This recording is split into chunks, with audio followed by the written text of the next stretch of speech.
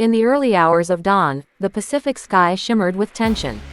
Radar screens aboard the USS Ronald Reagan carrier group suddenly lit up. Dozens of unidentified blips appeared, closing in fast from the northwest. Within minutes, the numbers grew. 10, 20, 50. The call signs confirmed what no one aboard the U.S. Navy expected to see that morning: Chinese warplanes, flying aggressively toward the Senkaku Islands, one of the most disputed stretches of water in Asia. Inside the command center, alarms blared as officers rushed to battle stations. Communications buzzed in multiple frequencies. Unidentified aircraft approaching at Mach 1.2, bearing 072. The carrier strike group, consisting of destroyers and cruisers, was already conducting a routine freedom of navigation patrol near the East China Sea.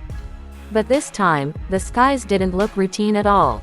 The Senkaku Islands, claimed by both Japan and China, have long been a flashpoint, a cluster of uninhabited rocks that carry enormous strategic weight. Beneath them lie potential oil and gas reserves, and around them, one of the busiest sea routes in the world. For years, both sides have flown patrols here, shadowed each other's vessels, and exchanged diplomatic protests. But what happened that morning took things to a level unseen since the Cold War. As the Chinese jets, a mix of J-16 strike fighters and J-11 interceptors, near the Japanese Air Defense Identification Zone, the Japanese Self-Defense Forces scrambled F-15s from Okinawa. At the same time, the U.S. Navy's F-A-18 Super Hornets launched from the deck of the Reagan, cutting through the humid air with thunderous roars. The ocean below trembled as afterburners flared. Within minutes, more than 80 combat aircraft from 3 nations shared the same tense airspace, all fully armed, all just seconds away from disaster. U.S. pilots locked onto targets but held fire. Orders from command were clear: show strength, avoid escalation. On the other side, Chinese pilots maintained tight formation, flying dangerously close to the U.S. jets, so close that some onboard cameras later captured just how narrow the distance was: less than 50 feet. For 7 full minutes, the skies over the Senkaku Islands became a chessboard of military precision, ego, and restraint. Radio chatter filled the air, terse, coated, and icy. One Chinese pilot transmitted on open frequency, "This is Chinese Air Force territory. Leave immediately." The American lead pilot responded calmly, "This is international airspace. We are not leaving." Down below, the Japanese Coast Guard detected multiple Chinese naval vessels approaching within 12 nautical miles of the islands. The U.S. destroyer USS Higgins moved to intercept, broadcasting warnings in both English and Mandarin. The tension built like a storm. Satellite feeds from U.S. Pacific Command showed the scale of the confrontation. 50 warplanes, 6 naval vessels, and 2 nations on the edge of conflict, all revolving around a few barren rocks in the ocean. In Washington and Beijing, phones rang off the hook. Diplomats scrambled to contain what could become a global flashpoint. Then, something unexpected happened. At precisely 7:46 a.m. local time, 2 of the Chinese J-16 fighters broke formation, descending rapidly toward the ocean surface. For a moment, it seemed like a direct challenge, or even a provocation. But seconds later, radar showed a massive surge of electronic interference. Chinese aircraft had activated full-spectrum jamming, targeting U.S. radar systems on the destroyers below. Screens flickered. Target locks failed. For nearly 90 seconds, the Reagan's radar systems went dark. The U.S. Navy immediately switched to backup frequency and deployed counter-jamming protocols. Pilots were ordered to hold defensive positions while command assessed the situation. The entire encounter balanced on a knife's edge. Meanwhile, Japanese media began breaking news flashes: large-scale Chinese air activity near the Senkaku Islands. Within minutes, social media in China and Japan exploded with hashtags and speculation. Some claimed war had already begun. Others believed it was a massive military drill gone wrong. But back in the air, something changed. Chinese pilots started pulling away. One by one, the blips began to fade from radar.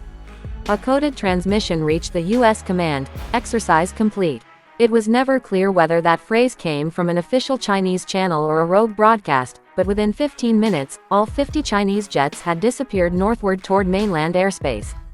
The standoff was over. No shots fired, no casualties. But the message had been delivered loud and clear. Later that day, Pentagon officials released a brief statement.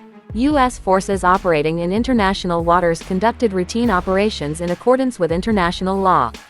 We remain committed to maintaining freedom of navigation and stability in the Indo-Pacific region. China's Ministry of Defense, however, issued a very different version. Chinese aircraft conducted regular training activities within Chinese territory. Foreign military vessels entering the East China Sea should avoid provocative actions. Neither side admitted what truly happened. But military analysts around the world saw the event as a warning, a demonstration of China's growing confidence and its willingness to test American resolve near Japan's doorstep. Satellite analysis days later revealed another twist, evidence of a new Chinese radar array on one of the coastal islands facing Japan, and reports of electronic warfare ships patrolling deeper into the East China Sea. The incident may have ended quietly, but its echoes were anything but silent. Defense experts believe this was not a random maneuver.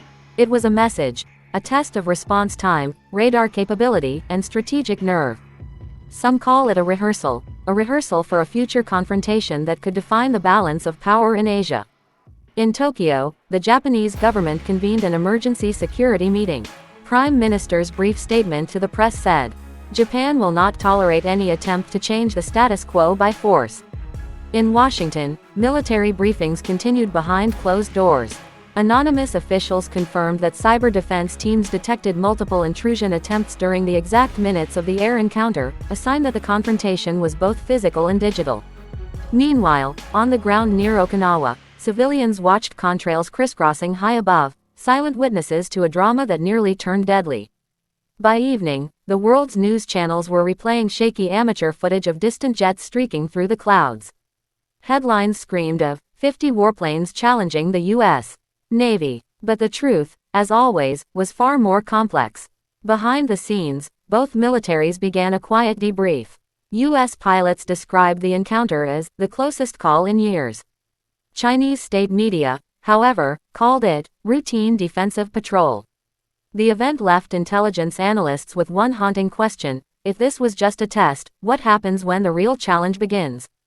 Experts warn that the Senkaku incident, whether accidental or intentional, reflects a dangerous trend: shrinking reaction times, rising mistrust, and expanding firepower. The margin between peace and conflict is now measured not in miles, but in seconds. For now, the Pacific remains calm. The sea is quiet again.